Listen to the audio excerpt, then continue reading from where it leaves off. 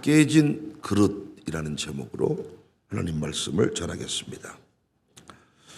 30대 중반 개그우먼 박지선 씨 기억하신지 모르겠어요. 그녀는 참 똑똑한 사람이었는데 그에게만 있는 아픔이 있었습니다. 온몸에 피부병이 늘 괴롭혔어요. 별의별 역을 다 써보았지만은 소용이 없었습니다. 무대에서는 톡톡 튀는 감각으로 우리 모두에게 웃음을 선사했는데 집에 돌아가면 밤새도록 통증 때문에 잠을 이루지 못해서 괴로웠다고 합니다. 엄마와 자주 울었고요. 어느 날 3년 전 이맘때 2020년 10월 초에 이 모녀는 해서는 안 될 일을 하죠. 함께 목숨을 끊어버립니다. 평소에 박지선 씨는 왜 나만 이런 고통을 겪어야 하느냐고 자주 비관하고 목숨을 끊을 즈음에는 더 이상 살 용기도 자신감도 없다. 이런 얘기를 했습니다. 고통이 지속이 되니까 마음이 약해질 대로 약해진 그녀가 할 수 있는 일은 아무것도 없다 생각을 한 거죠. 그렇게 세상을 떠나버렸습니다. 우리 인간이 강한 것 같지만은 질그릇과 같아서 깨집니다. 어제 자신감으로 충만했어도 오늘 용기를 잃고 죽고 싶다는 생각을 하는 게 인간입니다. 어제까지는 행복합니다. 고백해놓고 오늘은 내 인생이 너무 불행합니다. 살 소망이 없습니다. 이렇게 고백하는 게 인간입니다. 어제까지는 남편, 아내를 사랑한다고 남들이 봤을 때 아주 해도 너무하다 싶을 만큼 둘이 쪽쪽대고 보듬고 아주 난리를 치다가 오늘은 이혼하고 싶다. 너를 죽이고 싶다. 이게 인간입니다. 어제는 하나님 앞에 충성을 다짐하고 목사님 나를 믿고 목회하세요. 다른 사람은 다 떠나도 나는 절대로 목사님을 안 떠납니다. 그런데 몰라 무엇 때문에 그렇게 됐는가. 믿음이고 무엇이고 다 소용이 없습니다. 나는 이렇게 살다 죽을랍니다. 바닥을 드러냅니다. 참 깨지기 쉽죠. 박지선 씨가 참 쉽지요? 이런 유행어를 만들었는데 참 쉽죠? 충성했다가 없애버렸다가 아주 그냥 남편 사랑, 아내 사랑, 우리 부인 같은 사람이 어디 있답니까? 해놓고 죽고 싶어요. 죽이고 싶어요. 참 쉽지요? 박지선 씨의 이야기를 보면서 한 가지 안타까운 점이 있습니다.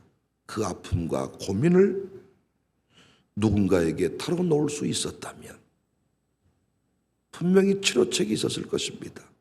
그리고 하나님 앞에 아뢰었다면 분명히 그 고난의 의미가 해석이 되었을 것입니다.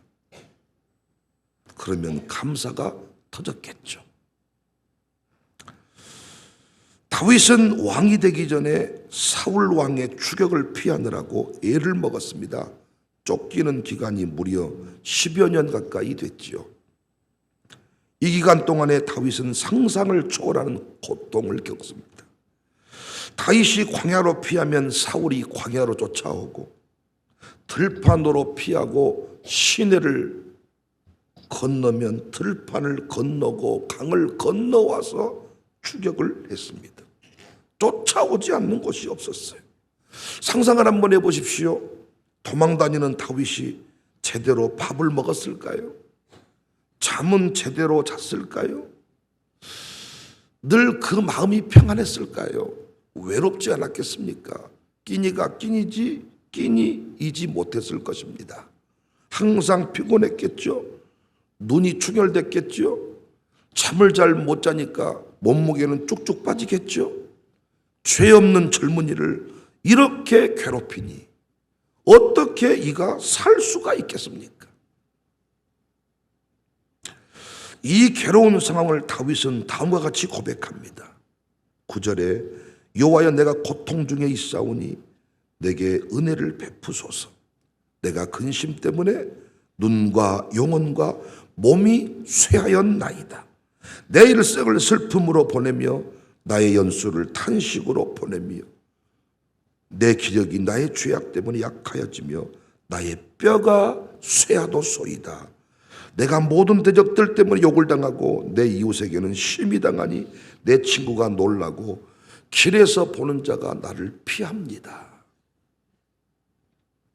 사울왕의 추격으로 눈과 영혼과 몸이 쇠하였고 슬픔과 괴로움이 지속되었고 사람들이 나를 외면하게 되었다. 고백합니다. 가족과도 함께할 수 없습니다. 의지할 것도 없습니다. 의지할 사람도 없습니다. 슬픔이 밀려옵니다. 마침내 다윗이 고백합니다. 12절 내가 잊어버린 바 됨이 죽은 자를 마음에 두지 아니함 같고 깨진 그릇과 같다. 산산조각 나버린 내 인생이다. 이런 고백을 하는 다윗이 깨진 그릇과 같다. 산산조각 나버렸다. 너무 적절한 표현 아닙니까? 박살나버렸다. 깨져버렸다. 끝나버렸다. 김태훈 선교사란 분이 계십니다. 깨진 그릇의 저자인데요. 이분은 서울의대를 졸업하시고 외과 의사로 아산병원에 재직 중이었는데 하나님이 그를 부르십니다. 우리 주일 새벽에 헌신에 대해서 공부했죠. 헌신은 울면서 가는 거거든요. 하나님이 그를 부르십니다. 에티오피아 선교사로. 아산병원 외과 의사면 멋진 자리잖아요. 그런데 에티오피아 선교사로 부르십니다. 미래가 보장되는 화려한 길을 뿌리치고 역시 헌신의 길을 걸어갑니다. 헌신자의 길을 에티오피아 선교사로 떠납니다. 그런데 2014년 가을 에티오피아에 간 지 1년 3개월 정도 되었을 때 몸이 떨리는 현상이 나타나요. 한국에 와서 검진을 해보니까 파킨슨 병입니다. 그때 나이가 40세였습니다. 충격적인 소식을 접하고 아내에게 전화로 나 파킨슨 병이래. 전화를 받은 아내는 거의 절도합니다. 왜? 외과 의사에게 파킨슨 병은 사형 선고입니다. 손이 떨리면 수술을 못하기 때문에 의사로서의 생명이 끝나버린 거예요. 이 김태훈 선교사도 더 이상 쓰임받을 수 없게 된 자신의 처지, 다윗의 고백처럼 깨진 그릇, 산산조각 나버린 자신의 꿈. 이 상황에서 하나님 앞에 목 놓아 울었답니다. 어느 비 오는 날 나무 밑에서 통곡하며 기도하는 거예요. 하나님, 저는 이제 아무것도 할 수 없는 깨진 그릇 같아요. 모든 게 산산조각 나버렸어요. 더 이상 쓸모없는 인생이 되었어요. 이때 하나님이 말씀합니다. 산산조각 나버린 상황에서 기도해 본 사람은 압니다. 하나님의 음성이 들려온다는 것을. 누구 말도 위로가 되지 않는데 깨진 꿈을 붙잡고 깨져버린 내 인생의 목표, 어떤 귀한 것들을 붙잡고 기도해 본 사람은 압니다. 난 아무것도 할 수 없습니다. 난 쓸모없는 인생이 되었습니다. 기도했는데 하나님이 아들아, 내가 깨졌기에 너를 사용한다. 내가 너와 함께하리라. 너의 수치를 가려주고 너의 슬픔을 이루하며 너의 깨어짐을 회복시켜 내가 너를 사용하리라. 나를 의지하라. 깨졌기에 내가 너를 사용한다. 그 말씀을 듣고 한없이 울었다고 합니다. 내 육체는 부서졌지만 영혼이 새로워지는 느낌을 처음으로 경험했다고 합니다. 그때부터 하나님을 더욱 의지했는데 지금껏 살아온 인생과 피할 수 없는 능력 있는 삶이 되었다고 그가 간증을 합니다. 사랑하는 여러분, 깨지지 않고 쓰임받는 법이 있을까요? 내 꿈을 부셔버리지 않고 하나님의 꿈을 붙들 수 있을까요? 내가 의사로서 명의로서 내가 한국에서 최고의 의사가 되리라 이 꿈을 내려놓지 않고 이디오피아 선교사로 갈 수 있을까요? 내 입장에서 의사의 꿈은 산사조각 나버렸지만 하나님은 그를 하나님 나라의 영혼의 의사로 그를 사용하고 계시잖아요. 여러분 자녀에 대한 꿈이 다 있으시잖아요. 내 아들을 이렇게 키울 거야. 내 아들을 통해 이런 영광을 누릴 거야. 그런데 그 내 아들에 대한 욕심이 깨지지 않는 이상 어떻게 하나님이 내 아들, 딸을 이끌어갈 수 있겠습니까? 여러분의 자존심이 깨지지 않는 이상 어떻게 은혜를 받을 수 있습니까? 깨지지 않고 쓰임받는 법이 있냐고요. 깨지지 않고 마룻바닥에 영성이 나옵니까? 마룻바닥 영성이 뭐라 그랬습니까? 엎드려야만 마룻바닥입니까? 아니, 마룻바닥이 의미하는 것은 간절함입니다. 간절함. 여러분이 3일밖에 못 삽니다. 여러분이 지금 여러분의 집이 다 팔려나가고 여러분의 기업이 아무것도 할 수 없는 상황에 놓였다면 여러분 지금 편하게 졸면서 말씀 받겠습니까? 오늘 새벽에 피곤하다고 못 나오겠습니까? 천만의 말씀입니다. 통곡하며 말씀 받습니다. 가슴을 쥐어 뜯으면서 말씀을 받습니다. 설교가 왜 이리 짧냐고 소리칠 겁니다. 간절함을 잃어버린 게 문제죠. 하나님이 그래서 깨버리는 거예요. 까불지 마라. 겸손함입니다. 마룻바닥은. 여러분이 누군가에게 도움 받을 때 목에 빳빳하게 힘주고 도와주려면 도와주고 말라면 이렇게 말합니까? 청년들이 나는요 겸손한 청년들을 보면 은혜가 돼. 청년의 때가 가장 교만할 때거든요. 아픈 데도 없고 마음만 먹으면 되고. 그러나 여러분처럼 인생 살아보면 그게 안 되는 줄 알거든요. 그래서 많이 겸손해졌지 우리가. 깨지지 않고 쓰임받은 적이 있냐고. 깨지지 않고 마룻바닥 영성이 대안입니다. 말할 수 있냐고요. 저도 처음부터 잘 나갔다면 고난이 없었다면 마룻바닥 영성이 대안이다 외치는 목사가 되지 못했을 것입니다. 교회적으로 어떻습니까? 여러분의 교회가 우리 교회가 너무 잘 됐다면 저 같은 목사를 모셔왔겠습니까? 제가 하는 말에 귀나 기울였겠습니까? 목사님 내가 하라는 대로 하세요. 목사님은 아무것도 모르니까 이렇게 말하지 않았겠습니까?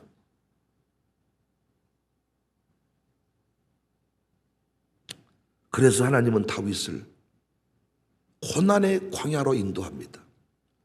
정확하게 다윗이 고백합니다. 내 인생은 깨진 그릇과 같습니다. 아직도 부모가 안 깨진 집이 많아. 부모가 박살나지 않고 자녀가 세워지는 법이 없습니다. 계속 교만해 보십시오. 계속 우쭐대 보십시오. 계속 통곡하며 자식을 위해 기도하는 일을 게을리해 보십시오. 자식이 되는가? 부모가 깨지지 않고 어떻게 자식이 열리냐고요. 그런 법이 있으면 나도 좀 배우고 싶네요. 부모가 헌신자의 길을 가지 않고 어떻게 가정에서 자식이 하나님의 영광을 봅니까? 교회에서 보는 것과 가정에서 보는 건 다른 거죠. 그렇지 않습니까?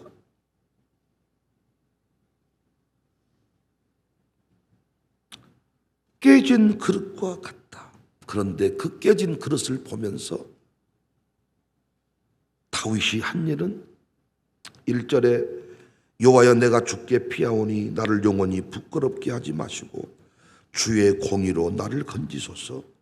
내게 귀를 기울여 속히 건지시고 내게 견고한 바위와 구원하는 산성이 되소서.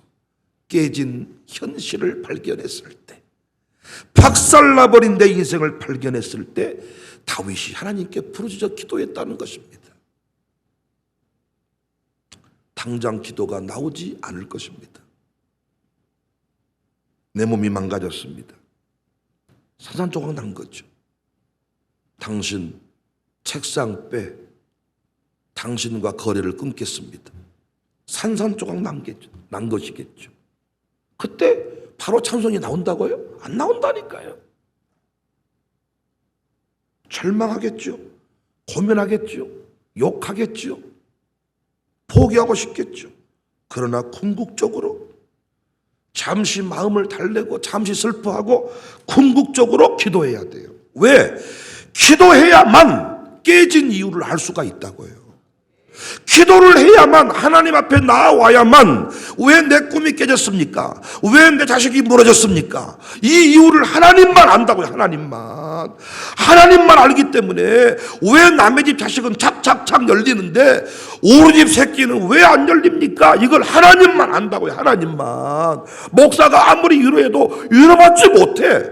제가 말 한마디 잘못하면 상처를 또 받아. 여러분은 제가 여러분을 해결할 수 있는 게 아니고, 왜 하나님 내 인생이 이렇게 되었나요? 내 자식은 왜 이렇게 되었나요? 이것을 하나님께, 아니 멀쩡한 의사 하고 있는데 이디오피아로 가래. 갔잖아요. 근데 왜 파킨슨병이야?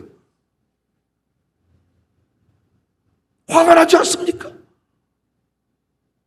여러분 가정교회 식구들이 마음에 안 드는 사람이 있다고요. 뭐하라 그랬습니까? 남한테 그 사람 흉보고 돌아다니지 말고 그 사람을 위해 기도하라는 거예요. 기도. 그러면 분명히 왜 그 사람이 내 곁에 있는지를 알게 되니까. 이웃을 내 나름대로 정해놓고 너는 이웃이고 너는 나쁜 놈이고 사마리아 사람이고 이렇게 하지 말고, 누구나 다 우리의 이웃이 될 수 있는데 우리 안에 고장난 생각, 선입관이 누가 강도 만난 자 이웃이 될 것인가? 너도 가서 이와 같이 해라. 적이 아니라 이웃인데 기도하지 않으니까 적으로 보는 거죠. 그러니까 깨져버린 상황에서 할 일은 기도입니다. 위로하는 시간을 가지세요. 잠시 멈추어서 서로 눈물 좀 흘리세요. 그러나 다시 기도의 자리로 나와야 깨진 이유를 알 수가 있습니다. 22절에 내가 놀라서 말하기를 주의 목전에서 끊어졌다 하였사오나 내가 주께 부르짖을 때에 주께서 나의 간구하는 소리를 들으셨나이다. 할렐루야. 바울은 자신을 질그릇이라고 했습니다. 진짜 질그릇이지요. 이야, 진짜 고난도 당하고 진짜 매도 맞고 매 맞은 흔적도 남고 질그릇이에요. 그런데 내가 죽지 아니하는 것은, 내가 망하지 아니한 것은 내 안에 보배가 있기 때문이다. 나는 보배를 드러내는 사람이기 때문에 나는 절대로 망하지 않는. 그래서 자신이 연약한 어떤 그 육체의 질병을 가지고 있었는데 이것을 통해서 보배가 드러날 수만 있다면 나는 기꺼이 이 길을 걸어갑니다. 하나님 앞에 응답을 받고 나니까 육체의 질병이 있는 것도, 내가 지난날에 그 상처를 가지게 된 것도, 스데반 죽는 현장에 있게 된 것도, 모든 것이 다 감사의 제목입니다. 지난날에 그 아픔이 없었다면 얼마나 정죄했겠습니까? 누군가를 정죄하려고 할 때 까불지 마라 이 살인자야, 너는 스데반 죽을 때 돌 던지는 자리에 같이 있었던 놈이 아니냐. 얼마나 바울이 새벽 예배 안 나오는 사람 핍박했겠냐고요. 바울이 양육사였으면요, 그 사울의 그 기질, 사울 때의 그 기질을 보면요 죽습니다. 죽어. 그런데 그때마다 야 이놈아, 이 살인자 같은 놈아, 네가 무슨 누구를 정죄해? 그 모든 것이 다 해석이 되고 나니까 다 감격이 되고 감사의 제목이 된 것입니다. 사랑하는 여러분, 내 인생을 내가 펼쳐가는 것보다 하나님이 써주셔야 빛나는 인생입니다. 그런데 우리는요, 개똥 철학을 붙잡고 내 꿈을 붙잡고 할 수 있다, 하면 된다, 해보자, 맨발의 청춘, 이야 다다다다다다다 막 이러면서 놀이하고 술 마시고 춤을 춰보고 오늘 또 나는 일어설 수 있다 막 열심히 사는 게 문제가 아니라 하나님의 방법에 맞아야 역사가 일어나지요. 젊은 날 돈 벌어야 된다, 젊은 날 승리해야 된다. 수많은 사람이 그렇게 살지만 방향이 잘못됐고 하나님의 뜻대로 살지 아니하니까 열심히 사는데 인생은 똑같은 겁니다. 먼저 살아온 우리 선배님들이 젊은이들한테 좀 조언을 진지하게 해주면 좋겠어. 열심히 사는 것보다 더 중요한 게 하나님 마음에 들게 사는 것이다. 어제도 나는 우리 박혜열 장로님 아들 성수랑 저녁을 앞두고 있어서 이런저런 대화를 쭉 하면서 제 마음이 너무 흐뭇했습니다. 목사님, 저는 돈을 벌고 싶은 사람은 아닙니다. 목사님, 저는 저를 돌아보았을 때 뭔가 목표가 있고 꿈이 있고 사람들이 전역하려고 할 때 물어본다는 거예요. 너 뭐 할래? 이제 알아볼게요. 그러면 야 이 새끼야 지금 알아봤고 뭐 된다 야 새끼야. 사람들이 이런 식으로 늘 말한다는 거예요. 자기가 구체적으로 다 설명할 수는 없지만 하나님이 자기 인생을 인도해 가리라. 이런 막연한 기대. 내가 이런 말 했어요. 그것이 너의 은사다. 그것이 내가 너를 쓰고 싶은 마음이다. 어떤 인생은 내가 무슨 말해도 안 들어. 목사님, 내가 알아서 해봅니다. 목사님은 한번 보여주십시오. 부모랑 똑같아. 할 말이 없어. 알았어. 기도만 할게. 근데 워낙 나한테 큰 소리 치고 가가지고 망해도 도와달란 말을 못해 나한테. 왜? 너무 나한테 객기 부리고 가가지고. 그것이 비극이더라고요. 우리 교회도 어떤 분들 나는 꿈이 없는 게 문제입니다. 그런데 늘 인도함을 받는 그 마음 자세가 있어서 오늘까지 왔습니다. 내 꿈이 박살나야 하나님의 꿈이 나를 통해 이루어질 수 있는데 부모님이 너무 똑똑해. 내 안에 내가 너무도 많아. 당신이 쉴 것 없네. 주님이 일할 곳이 없어. 역사할 공간이 없고 목사가 말해줄 틈이 없어. 워낙 엄마가 똑똑하고 워낙 아버지가 똑똑해서 내가 그 집 자식을 관여하고 뭔가 이끌어갈 틈이 아예 없어. 그때 하나님 하신 일이 부셔버립니다. 목사님이 인자는 모르겠습니다.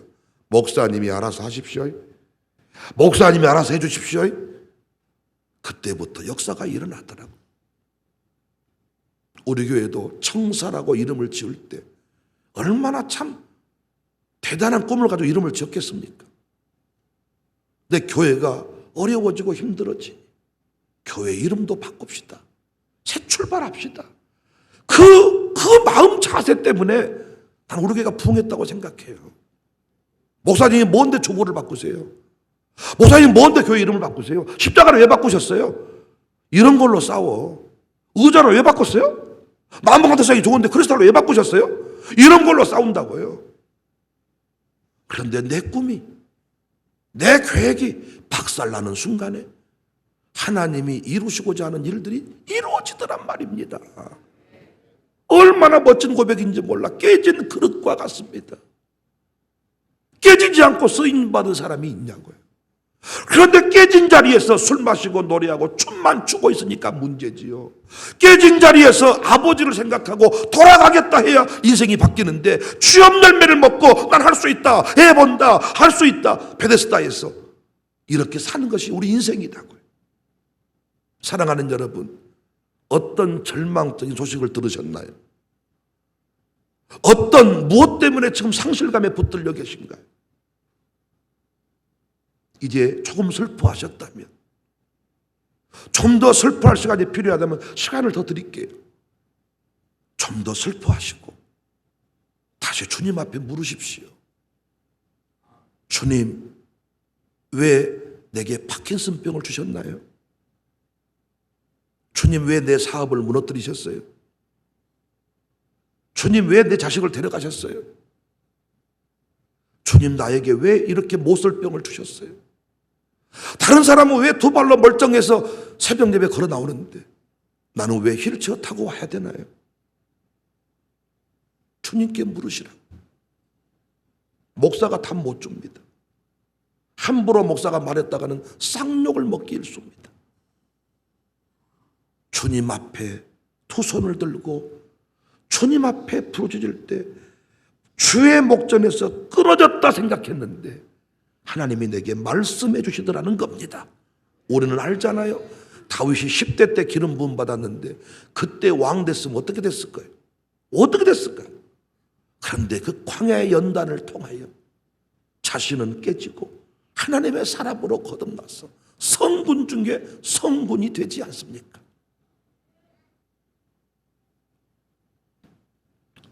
깨진 그릇, 보배 담는 그릇입니다. 깨진 그릇, 예수 영광 드러내는 그릇입니다. 깨진 그릇, 성령이 충만하게 역사하는 그릇입니다.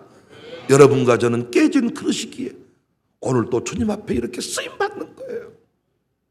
지난날의 나의 그 슬픔, 나의 그 눈물 하나님이 받으시고 기쁨 되게 하셨잖아요. 그래서 우리는 함부로 못 도망가잖아요.